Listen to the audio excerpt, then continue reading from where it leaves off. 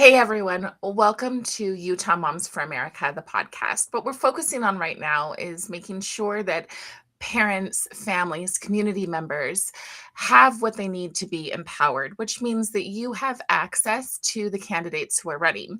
As a 501c3, we do not endorse anyone, but we do want to make sure that this opportunity is open and that we can have that one-on-one conversation and just kind of get to know the candidates a little bit more. We recognize that not everybody can go out and meet the people. They can't make the meet and greets, so we want to bring the meet and greet to you in a way that's not just a 5 minute or less conversation, but it's a little bit longer. So thank you so much. Today my guest is Nichole Isom. Nichole is running in District 14, which will be replacing Emily Knight Green's seat, and I just wanted to have a conversation with her and let you get to know her a little bit. So welcome, Nichole. Thank you, Carrie. I just want to hear just the basics. Why is it that you've decided to take on this mountain and run for the USBE? Good question. My background is in education. I have been a special ed teacher, a sign language teacher, English as a second language teacher, and created education for organizations. My heart has really been there for many years. What really opened my eyes and the reason why I decided to step into this was in the year 2022 in Washington County. It was brought to my attention that there were parents going through our school libraries trying to find books that were considered R or X-rated comparably, with pornographic, sexually explicit material for both straight and queer students. I found that so alarming. I just thought, how could that happen in Utah? We have so many great teachers, great librarians, there's no way. And as I got involved, I realized it was indeed there. And it took a year, but I got heavily involved, was trying to find the evidence and worked with our school district. And we were the first district in the state of Utah to successfully kick that out of our school libraries. And I am determined to do that on a state level. It really opened my eyes to this is not the only problem. And we are not far from we are far from reaching definitive conclusions of being able to clean out this from our schools. So that's why I decided I need to be involved. This is indeed on a state level, and it is affecting many of the schools in Utah, and those it has not reached yet, it's coming. Nichole, I love that. And I have a question for you on that because there will be people who will push back and they will say, what's wrong with Romeo and Juliet? You know, they're a teen love romance story. They do have sex in the story. Why do you want to get that out of schools? Are those the kind of books you're talking about? The books that we're talking about are those that would be basically handing a child words about sex, images, pictures of sex that are equal to pornographic material. Now, in the schools, if the teachers are going to show a movie, they have to have parental permission for a child to watch that. Romeo and Juliet included. Any classical literature book that we're teaching our kids that may have sexual scene, or most of them, we know there's sex, but it's not discussed like we're seeing the main problem right now. Parents have got to be included in this. The kids can go to the school library and check anything out in a hardback, online, or even on their phone at home, and it will have on the top of the phone the school website. So most parents' filters in their homes will not even catch that what their kids are looking at is indeed compared to pornography. And that is where we want to clean it out. I will point out, if someone outside of school were to hand those very same books that are in your kid's library to your child, they could be considered for being a sexual predator or pornographic distributor of materials, and they can go to jail. So why is that not being compared and treated the same inside the schools? And really, it comes down to parents' knowledge. Well, and do you know why? Do you know why it came into the schools in the first place? Because it wasn't there before. Yes. Okay, Good yeah. question. Good question. Okay, so where is this coming from? When our school librarians start the beginning of a school year, they receive bulk boxes of books every year. And our librarians do not have the time, nor are they getting paid to read every book. And so they're going through the best they can to just make sure these books are great. They put them on the shelf. Where is the book coming from? Well, if you look at the American Library Association, you can go to the president's webpage, and she states right there her intent and her support is for queer material to be put into the libraries. You know, it's available in every public library in your city. So it's not like this is banning books, but what it's doing is at a public school where we send our children with trust that they're not being brainwashed to a certain belief system different than their parents. There has to be very transparent knowledge of what's there, what is it rated, and do the parents know? That's where the huge disconnect is. And I think one more argument on that, and then we can move on past the books, is that a lot of people will say it can't be pornography if it doesn't have images. But a lot is, as you said, images. It's in graphic novels, especially. I have looked at some of them.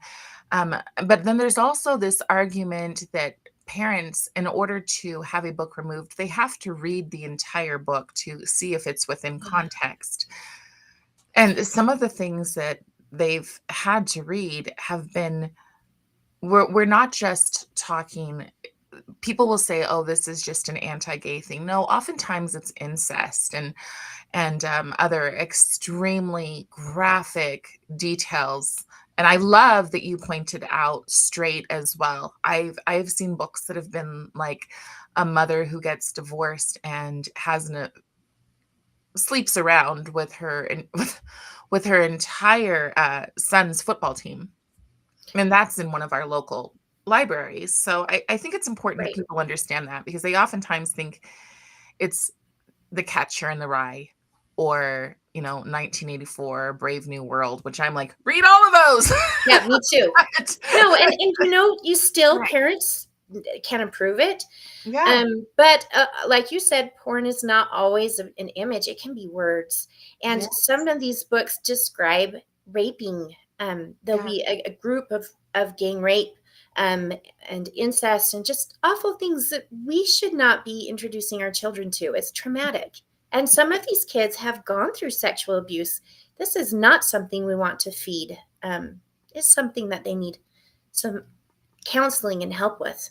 Not here, let's continue this trauma for you. This Normalizing is that a trauma. place where safe environment needs to Mhm. be number one priority in schools is security and safety and trust from parents. I love that you said safety, and that's a question I have later on for you, but I'm going to ask it. I'm going to move it around and ask now.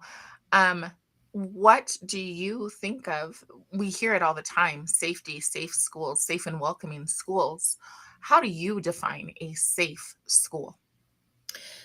Oh, a safe school is a place where all children, no matter their race, their creed, their religion, their gender, any of their beliefs, it doesn't matter what they believe. In America, we have the right to believe whatever we want. But safety means that we apply the golden rule in warm wraps around every kid that comes through those doors, and that every child is respected and treated kindly, and no one gets a soapbox. School is not a place for soapboxes. School is a place to learn and to be respectful. So, when you say school is a place to learn, what do you think are the primary things that all children should learn? Schools are for academics, period. That is the easiest way to say it. And there are also educational things that we teach at school, such as extracurricular sports, skills that we want kids to learn to be able to have a career in their future. There are so many important things that a child needs to learn in just um, K through 12 grades. We don't have time to try to start really a divided contention of beliefs. Those are the responsibility of parents and churches to teach. We need to have the basics of morals taught in school, but we have lost our focus on the academics.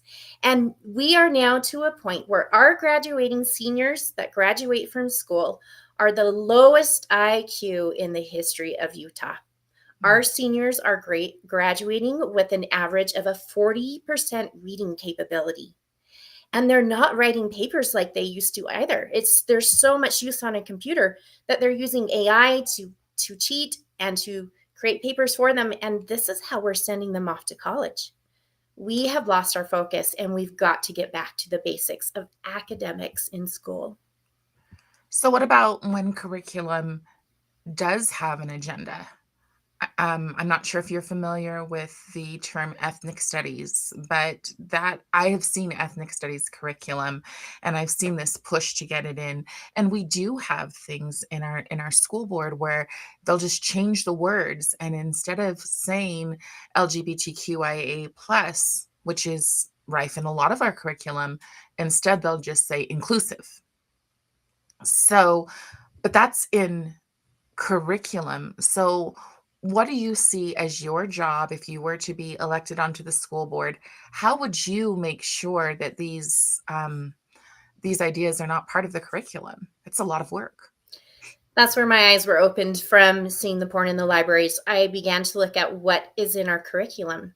I also, at the time, had a child at home that was doing some online school programs using the K 12 programs online. And I was seeing in the K 12 program stuff things that were not just math. Math examples were given by using social justice examples or using um, gender. Let's count the number of different gender children in the classroom. Like, these were real examples being used in math. We don't need ideology in the school. This is the way I see it. We have several different curriculums that are concerning. You mentioned one with the social or the ethnic Ethnic studies. studies, Uh-huh. social studies, and then also social emotional learning. These are all good things for kids to learn, but I see it as a truth married to a lie.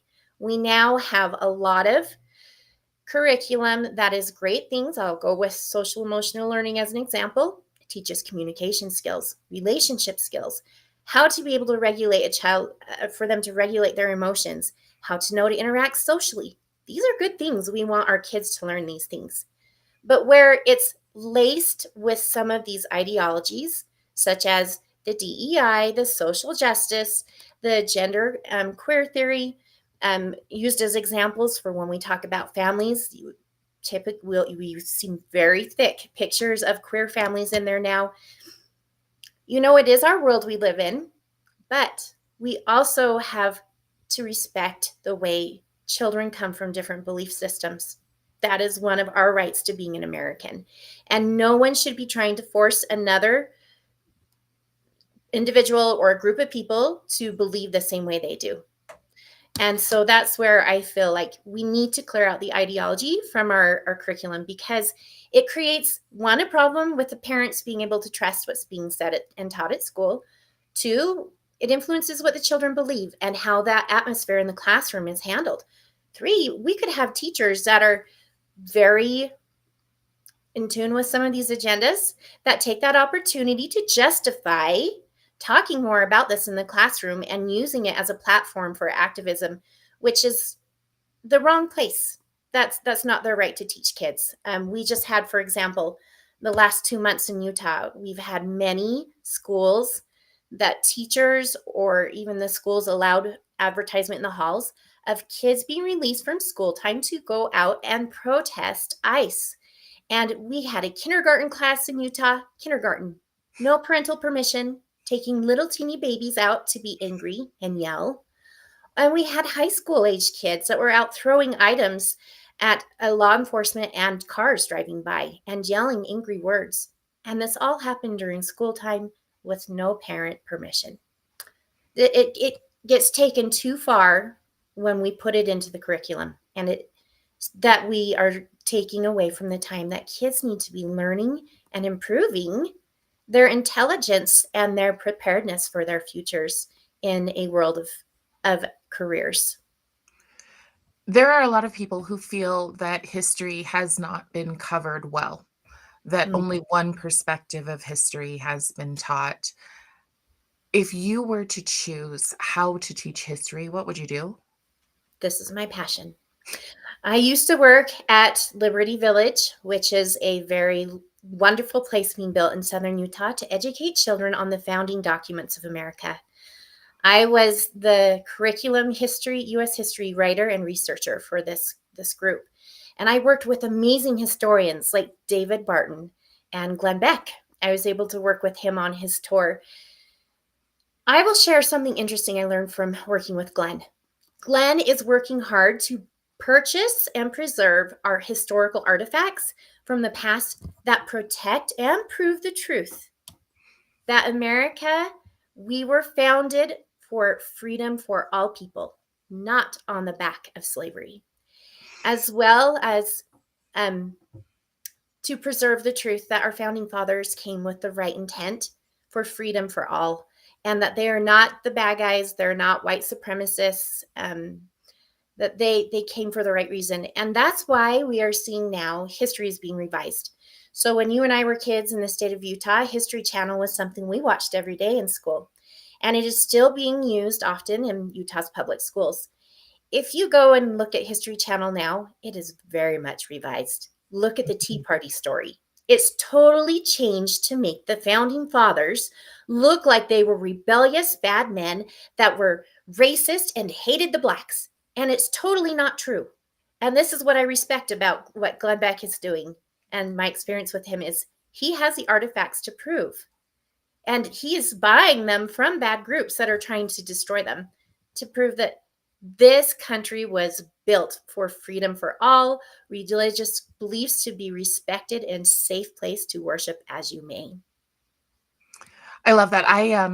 I went to the vault and I got to listen to a young Black man speak about how the wording was put into like the Constitution with that intent that they would be able to eventually abolish slavery. There's also the book Cato the Younger, which George Washington had done as a play multiple times for his men outside. And in Cato the Younger, at one point, he comes up to this is about the fall of Rome, and he comes up and he says, I wish I could be, I wish I could be your son. I wish I was good enough to be your son. This is a Black man. This is a Moor who's talking. And he says, your heart makes you my son. And this is a story that most people don't hear that I think would be great. I could agree, I think, that um, you can't put everything into history. The issue that I have, and I wonder if you know this word, is oikophobia. Have you heard of that word? Wokeophobia? Oikophobia. Oh, oikophobia.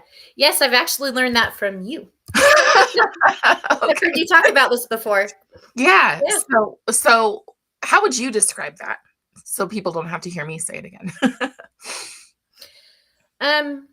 Oikophobia is being afraid of our history, using the things that we did wrong in the past to justify shaming and blaming those today as being carriers of the past. And that is not true. We have sweet little kids in school that they don't understand what slavery was.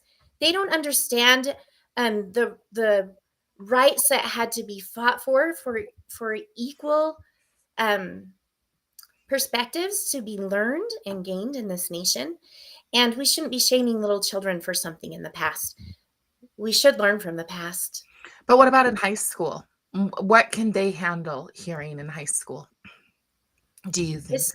History. Teach it. Teach the true history. This is how we learn. We don't want to repeat the mistakes of the past. And what did we do to overcome those challenges? And how can we be a better people because of it? Shaming the white men for the way that their ancestors treated the Black man, we're not going to be fixing our society if we continue shame and division with disgust and hate between different colors of skin. The way we change it is we learn how to become respectful, equal citizens in this country, grateful we have a place to believe that, grateful we have equal chance and opportunity for successful futures. That's where it comes in. And tolerance for the way that people treat one another has got to understand there are different different parallels in the word tolerance. You can tolerate someone who's being abusive and hateful and divisive, and say that that's justice, or you can tolerate the fact that people are going to be different and it's okay to be different. It's okay. Let them be different. Let them believe they want the way they want to, and I will protect your right to believe that what you want to believe, because I want to be treated respectfully the same way with my own beliefs. That was the golden rule. It's really so simple. We have got to return to the golden rule back in school. Speaking of the golden rule, look at the restorative justice. What do you know about that? What do you think about that? Are you familiar with the term? Um, Social justice, is No, that I'm sorry. Let me be clear. Restorative justice. what do you mean by restorative? Okay. Restorative justice was Barack Obama sent a Dear Colleagues letter. And in this letter, it said that if African Americans, or specifically Black children, were getting in, minority children, were getting in more trouble than white children, that there would be repercussions for the schools. Now, restorative justice, does this sound familiar? Tell me, stop me wherever this sounds familiar. But restorative justice, um, policies were put into place. And at first, people said, no, I don't want to do that, because it was like, you're not supposed to hold these kids accountable. Um, and at first, it was the carrot, but then it became the stick. You won't be getting funding if minority kids are getting in more trouble than these other kids. So, what has that resulted in our schools looking like? And how has this helped? I don't know if you've seen it, but how has this helped or harmed the classroom, specifically the students and the teachers? Right. Because part of your job is to protect teachers as well. This has led to a new term that we have just recently in probably the past 6 years. It's called equity. And equity is not the same as equality. Equity is the perspective where we want all kids to have an equal outcome. And equality is where we want the kids to be able to be viewed by their individual self worth, their own character, their own value, who they are. Where I see a problem with this is we have what's called the Portrait of a Graduate. It was introduced in the year 2019 in the state of Utah. And the purpose of Portrait of a Graduate is to level the academic playing field to an equity lens. So this would be raising up the minority groups that maybe are not doing as well or that are struggling in the classroom to be able to have an equal outcome by lowering and removing our honors classes, or the more excelling students, which statistically those tend to be more Caucasian race in that field. Is this a solution to being able to create a more equal field between the different races of children? I don't think so. Because I think a lot of those kids that are in the minority groups, they need to be able to have raised confidence that who they are as an individual is just as beautiful and just as important as any other race. And it's not a division of races, it's a division, this should be a focus of ability. How can we increase every child's ability? How can we help them to shine in their talents and their unique given not their strengths? How can we help them to be able to excel in that so that they can use that to have a successful future? That's where I see a problem with Portrait of a Graduate, is teaching collectively instead of focusing on the individual loses the shine in every child, and it creates more of an academic playing field where everybody looks like they're all equal, but we're missing the point of who a child really is. So you kind of answered that in this question, or you kind of answered that question in whatever. Let me get that right. Um, are there any other concerns that you have in Utah schools? Yes, it's got to be our future of what's coming for our kids. We live in a world of technology. Kids are on the screen so much for their education now. Programs are constantly being purchased that are believed to be a better program online to improve reading or writing or math skills, and we just keep progressing through the computer and technology world. It is our reality. It is our future. AI is going to be growing. Where my concern is how much are we investing our children's lives into this future of technology? And I think it's too much um, for students and teachers. Students, whatever they are doing on the computer is now going to be recorded, data mined, collected. It will follow them through their whole lives. We just had Trevor Lee, who was trying to fight in legislation the possibility of that collection of data on our children being used for like a character score, similar to what we see happening in China, a social score. And that can get to be really scary. We don't need that in school. That's not something that our children's future should be based on their characters, their characteristics. I mean, my little brother, he in third grade, his teacher thought his best paper of the year was him drawing pictures of Teenage Mutant Ninja Turtles to blow each other up. You know, he's a kid. Kids are going to be kids, and we shouldn't base their future on being childlike and how their character was when they were a child and growing and learning. Exactly. Also, I was a teacher in the year 2020 that online, my organization was told overnight that every teacher from America, 7,000 were fired. And our faces and images were stolen and put into a new AI system to continue teaching our students. And all our years of lesson planning was stolen to teach those kids. Wow. Just last month from the White House, we were introduced to a new robot that is AI that is that was we were told was to be the future teacher of children. This is a huge concern. We can't be replacing our teachers. A live, breathing, emotionally caring teacher is invaluable. The experience that they bring, the connection they have with kids could never be the same from a computer. And it puts their future careers, our teachers are in danger, and our children. What's being collected from them? Who is creating the algorithms? Where is this coming from? It's easy to mold a child's mind with whatever they're taught. So this really could become something easy for a political side to persuade children through a computer without parents' knowledge. There need to be safeguards set up. Um, all right, last question. What is your thought on school choice? Are you supportive of it? When do you think, because as a USBE board member, your focus is supposed to be um, public school is a big part of that. But Utah does have school choice. Are you supportive of it? When do you think it's appropriate for a child to leave public school and look for another alternative? With all transparency, I have been a parent of children in the public school system, charter schools, public K-12 online, and I have homeschooled my children for 9 years. I believe in parental rights of choice. And the parents, absolutely, I will stand to protect their freedom to choose how they want their child educated.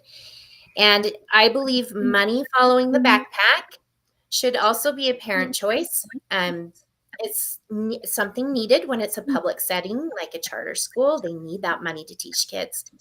But when we talk about homeschool, most homeschool families don't want government money following them in through their door because they see that as a Trojan horse. And so I believe that that should be a choice. If parents need the money to help them to educate their kids at home, great. I hope it's available.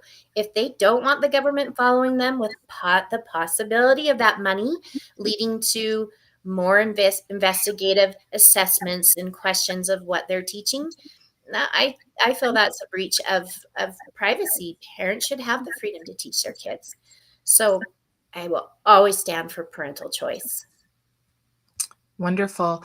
Do you have anything else that you want to say before we close down? You know, I feel like we've seen a huge shift in education in just the last 10 years. And it's very heavy in the big cities of Utah. It is definitely coming to the smaller rural cities as well. And I am adamant this is my purpose and my intent for getting onto the board. I want